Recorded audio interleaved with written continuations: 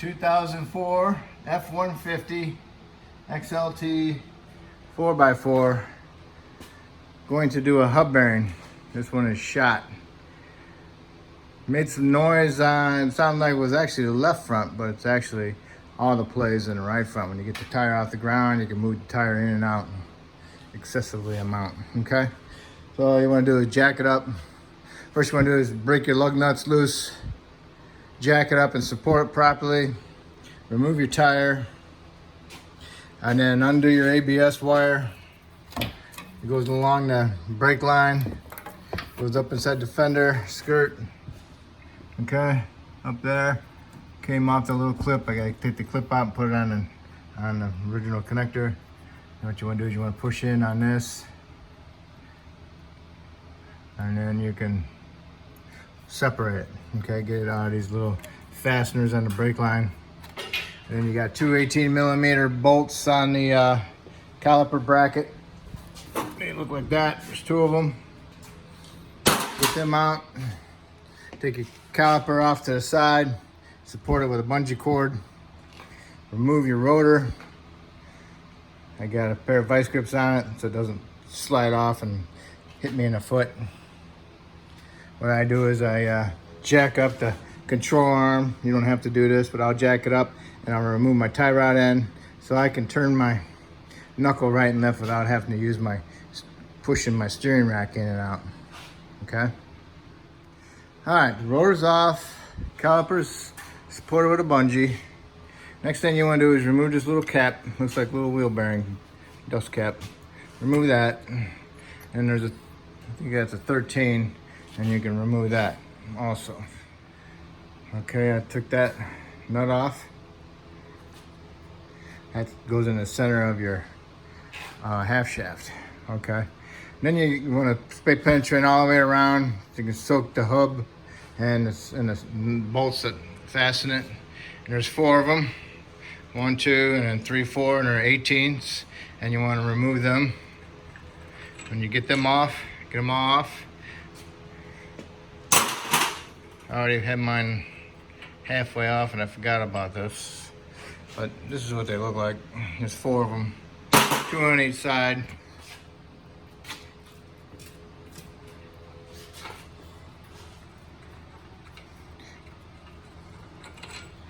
Got them out.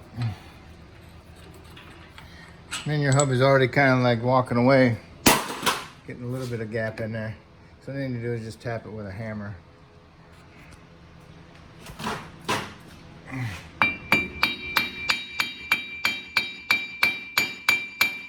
Getting a gap in there. See the gap? You need to do it right to left. And don't forget about that one just a little bit. It bounces, so it's loose. So that's pretty good. And I'll just stick a screwdriver in there and wiggle it back and forth. Okay? And then I'll hold on to it and I'll keep doing it and I'll get it off. Okay, the hub's off. This is what it looks like. Alright. And these things go into for the 4-wheel drive. So they go in here. This is, remember, in the back side there's a vacuum line on the back, and that's what operates that. When you turn the 4-wheel drive on, it puts a suction on here and it allows that. I think when you put in 4-wheel drive, it releases the vacuum, but otherwise when there's not 4-wheel drive, the vacuum sucks it in, so it doesn't engage on the hub notches that go in here. Okay. So if you got a 4-wheel drive that's not working, you want to make sure that this vacuum line is connected.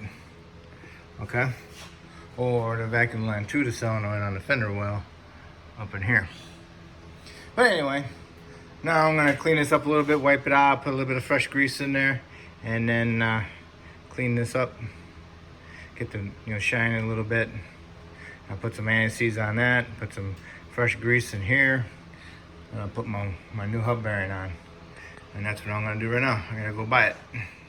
All right, cleaned it up. Flushed it out with some rust penetrant, wiped it out, wiped the film, fine film of fresh grease in there. Got my new hub bearing. There's a little roller bearing in there.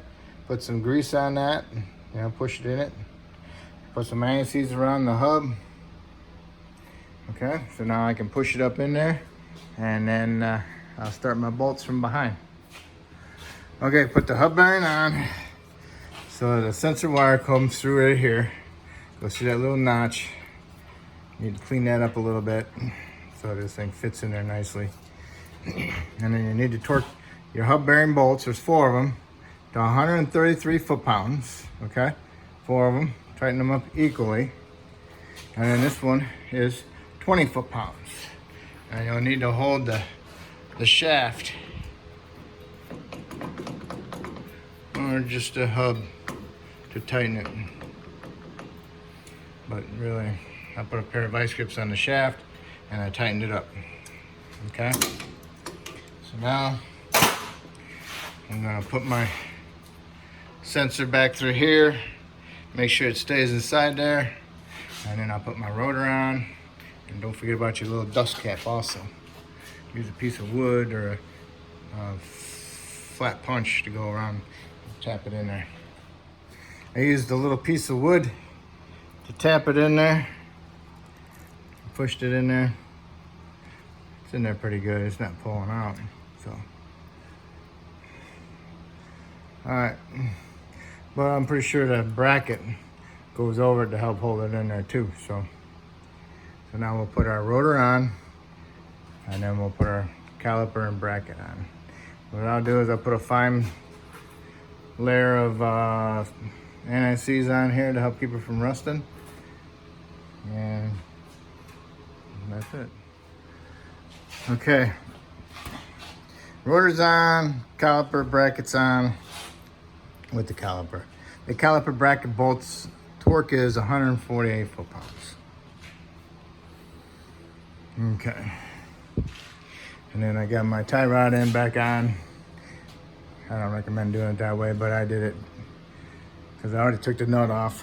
On most vehicles, I don't have no problem getting the tie rod in off the knuckle, so I had to jack up the lower control arm to raise it up higher so I can get the tie rod end off. But you can do it the same way by twisting, pulling it, doing the rack. It puts air bubbles into the steering, but it'll eventually get out. But anyway, so I got my line back up, ABS line connected back up, remove my vice grips, remove my bungee cord that held my caliper. I'm gonna raise it up, remove my jack stand, and put my tires on, and I'm gonna torque them to 140 foot-pounds. And that's how you do your hub bearing. Pretty simple. If I helped you out, awesome. If you could subscribe to me, that'd be great. If you already have, you're the best. Thank you. And one last thing, after you torque the wheels to 140 foot-pounds, you want to go inside the truck and you want to push the pedal to the floor a couple times and make sure you got a good brake pedal. So that way when you start it and you put it in drive or reverse, you don't go driving through your garage door or whatever. So just make sure you got a good brake pedal before you put it in drive or reverse. Okay? Thank you.